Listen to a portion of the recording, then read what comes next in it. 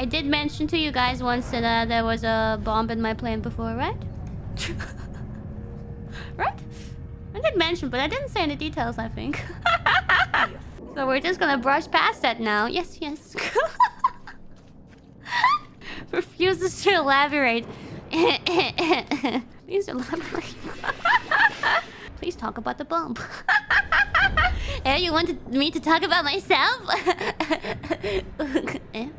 No, I don't think I should elaborate. No, I'm not sure. It might even be fine, but I'll tell you a different story. What do the numbers mean, Mason? Remember a long time ago in one of the first whole myth streams? Which one of these was one of Kiara's previous life's jobs? A. Flight attendant.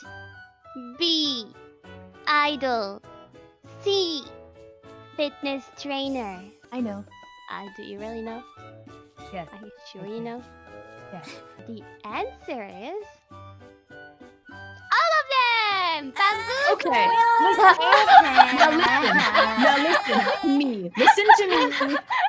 Listen to me. That is not what we agreed upon. Of course it's not. I bamboozled you from the beginning. I was planning this all along. No one was going to guess that. I know, that's the thing. I said back then that I was in my previous lives a flight attendant, right? I never elaborated on that, did I? Well. I want to tell you about the whole process of the audition.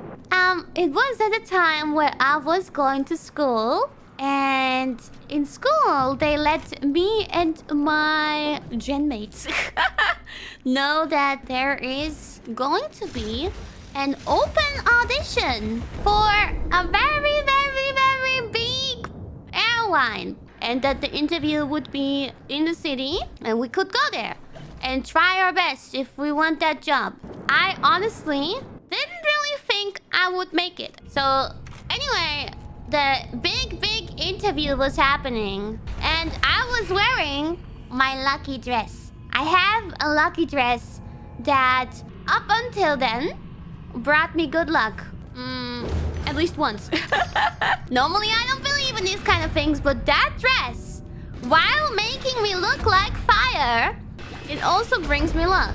Okay, so this thing was really interesting because it was like a huge event. They like really advertised a lot about it, and so many people went there. My friends from school, they met up before me.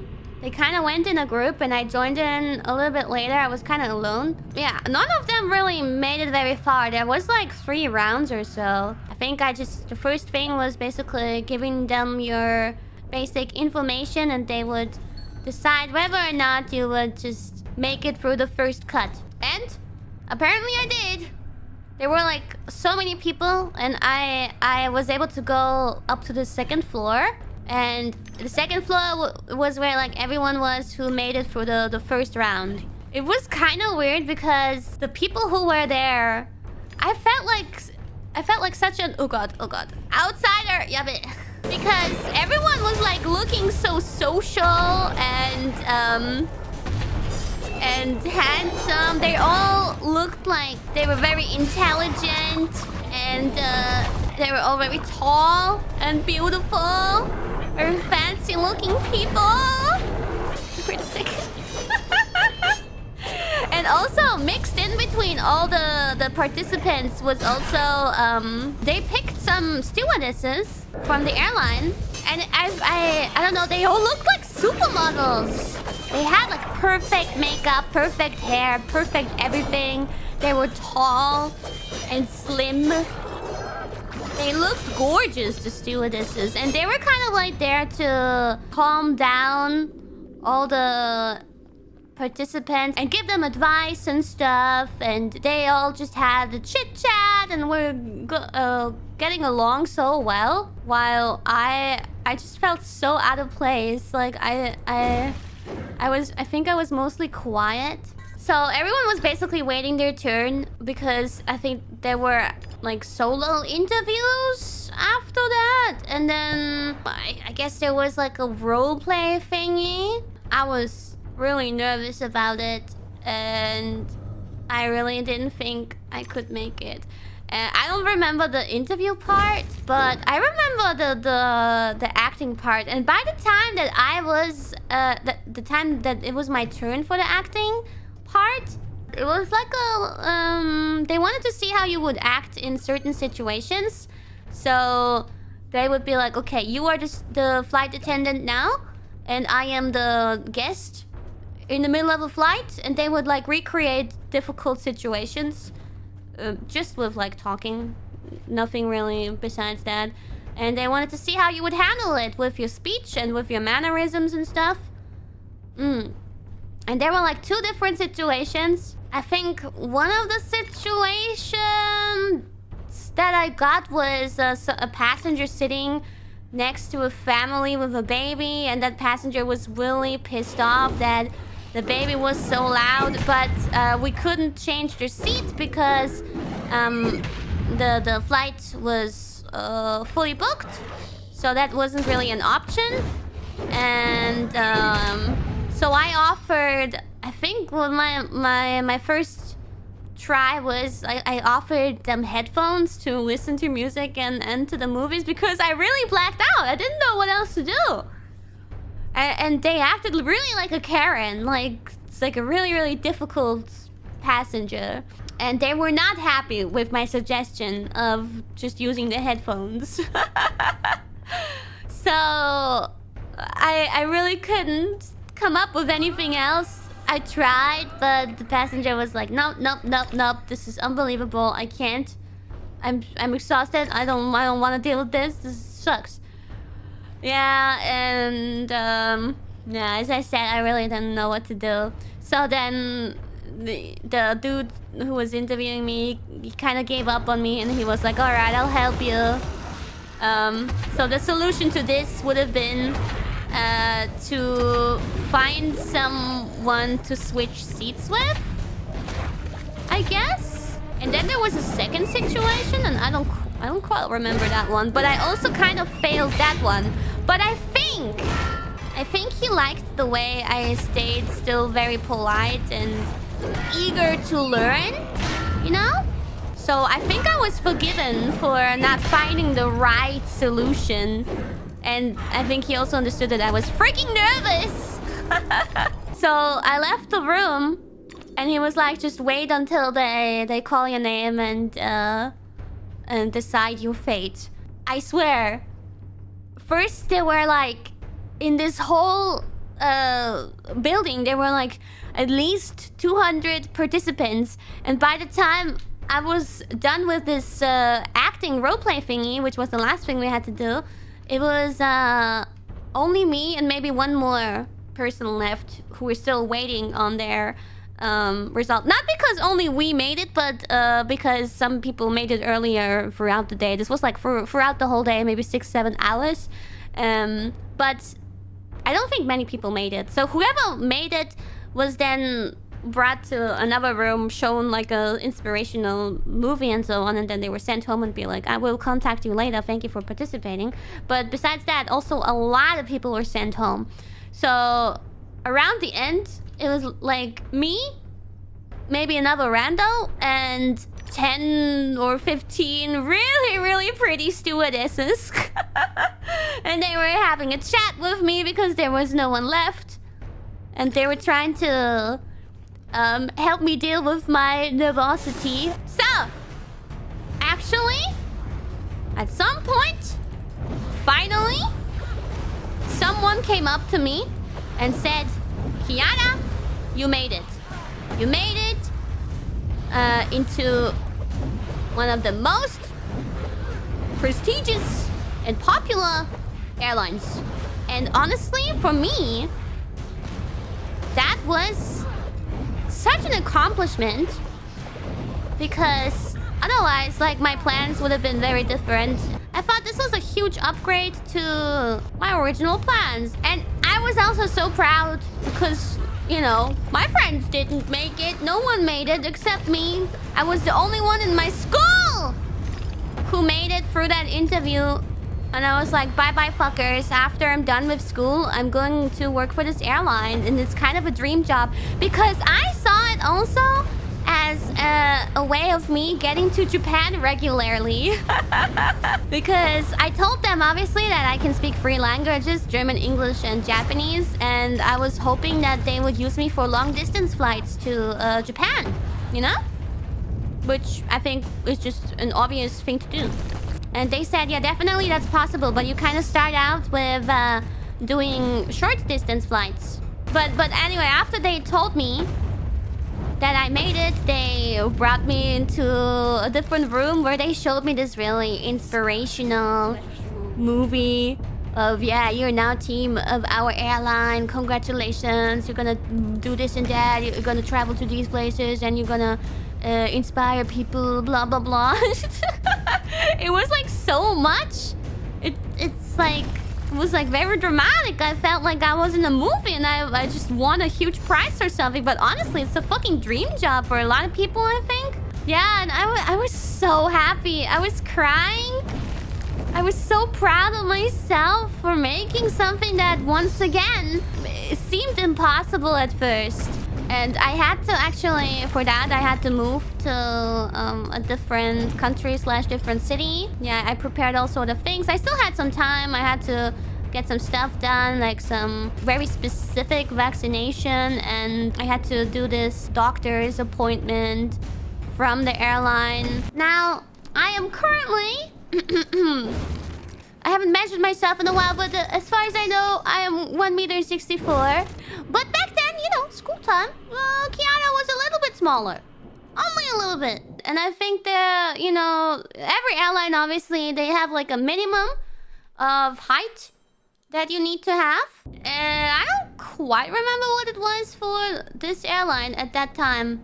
But I remember that I was really unsure about it because in my passport, it said a certain size. I was missing like 1 or 2 centimeters.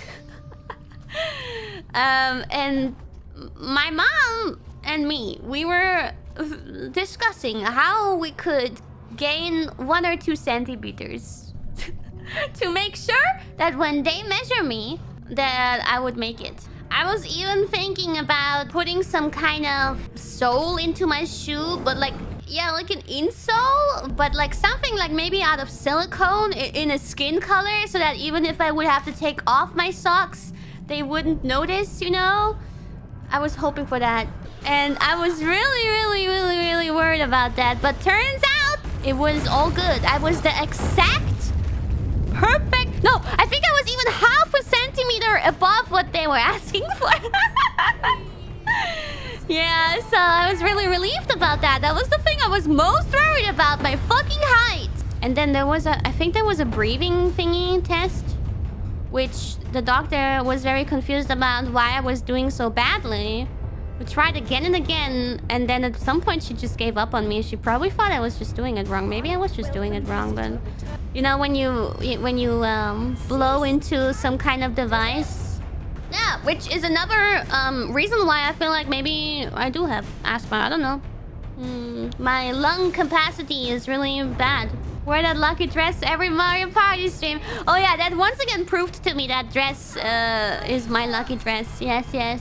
Long story short, I made it into an amazing airline. I'm just gonna say and end this story by saying it didn't last long for very stupid reasons. But the fact that I made it made me so proud of myself. Then I had to change my plans, and then I moved city, and I got back to a normal job, and I thought, you know, wow, okay, life is boring now. I had this dream job. I was grasping it in my hands. And then, yeah, I had to go back to normal life. It felt like I was in a dream, and then the dream was over. And back to real life, you know. And I moved to a different city. I lived with stupid ass roommate. I was broke and I started this new job. But then I had this was the job before going to Japan and before joining Hololive. Well, I kind of just accepted the fact that I failed this for a different reason. Not because I wasn't good enough. I was definitely good enough and I was really proud of that. And I was somehow hoping that maybe I could try again at some point, maybe for a different airline. But then Hololive came into my life and it was not necessary anymore to try for that. Although I do sometimes wonder how my life would have went if I would have really like continued working for that airline. Yeah, I don't know. It sounds like a exhausting but fun job. Who knows? Maybe it's not too late. Maybe I could try again. But I mean, with this current job, it would never work. But if I ever have to move on from what I have now, I'm not gonna say the word. Then maybe I'll give it a try. Maybe I'll give it a try again. Because I do like the thought of that a lot. And it's definitely, again, something that I can do because of who I am. That requires a special skill set, right? So my languages and the education that I've received and the character that I have, my personality and stuff. I know how to deal with these kind of things, even though I failed the roleplay. Actually, I can actually tell you the reason why it didn't really work out in the end, because actually you already know part of it. Ow, what the fuck? Give me a moment. Well, the thing is, I kind of ruined it by myself, you know? That's why I regret it even more. It was kind of unnecessary, but I went to this doctor's test when things were already decided. I already signed my contract and I already got my apartment in that different country and so on. I was prepped and all that, and just had to do that doctor's appointment. And I was told that they were gonna do a blood test, and I was worried, you know, because I told you guys that I have fibromyalgia, or at least you would think that I have it. Who knows? Maybe I have something else. We don't know for sure. Back then, I was trying to figure out how to fix it, how to deal with it, and one of the things that we tried is a doctor prescribed me an antidepressant for fibromyalgia, because apparently that's maybe helps some people. And I was thinking, if they see that I've been taking that in my blood, then they might question me why I'm taking it. And either way, if they think I take it because of depression, then they probably don't want me. But if I say it's because of the fibromyalgia, then that would probably also be a reason to turn me down. Because, like, I know that I can handle it. I've lived with it for my whole life, and I can totally live normally with it. But I figured that if they would know, that they wouldn't want me. And turns out I was right. But I didn't want them to find out through my blood. Actually, turns out they couldn't have found out through my blood, because it doesn't show up. At least not with a simple, basic blood test like that. But I didn't want to risk it. I didn't want to, you know, explain myself afterwards. So I did tell the doctor that I supposedly have fibromyalgia. And that was the reason why they didn't turn me down at the spot there. They were like, okay, the test is over. We will let you know for a letter later on if you pass the doctor's test or not. And then, yeah, I was still preparing for the whole thing, and then later on, I got the notification that because of me saying that, yeah, it didn't work out. I didn't have to say it.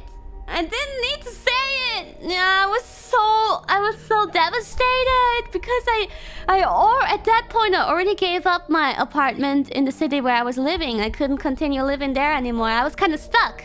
I was at a point where it was such a bad timing. I already paid the security deposit for the new apartment. And the old apartment was already gone, kind of like the deadline of getting out of there was like very soon after. So it was really a difficult situation, and that's why I ended up moving to a completely different city. So yeah, and got a different job and all that. No, I don't think it's discrimination. It's just in a job where you use your body and you're stuck in a plane and stuff like that, and it is quite exhausting, I guess, because you also have to adjust to different time zones all the time. They maybe think that someone with fibromyalgia isn't fit for it, even though I said that I can deal with it. I just wanted to be honest about it. I was hoping that they would not care about it, but they did. Yeah, I think it's a physically very taxing job, but I do think that I would have been able to handle it. I don't know, it makes sense. Like, obviously, let's say you have a... Okay, let's say, for example, you are in a wheelchair and you apply for a job at an airline. Isn't it an obvious reason that you can't do that job? It makes sense. Like, I understand that they only want the most healthy people. You shouldn't have been so honest. Yeah, my mom said the same, but I was just so worried. I didn't know like what kind of blood test they would do, and I think if you test specifically for these things, then you would have seen it in my blood. But it was just a basic blood test. But how could I have known? I needed to make sure. Because if they would have found it and I didn't say it, because they were also asking what kind of medications do you take, and if I don't say that I take what I do take, then I am hiding something, and that's not good either. I was just too honest. Yeah. I was just too fucking honest. But back to the game. Let's focus on the game again. Ah! I mean, for me, of course, the most ideal thing is to not work at all. It's the most comfortable thing. But I don't know. For the flight attendant job, I wouldn't mind working a little bit. Let's become Nito. Nah.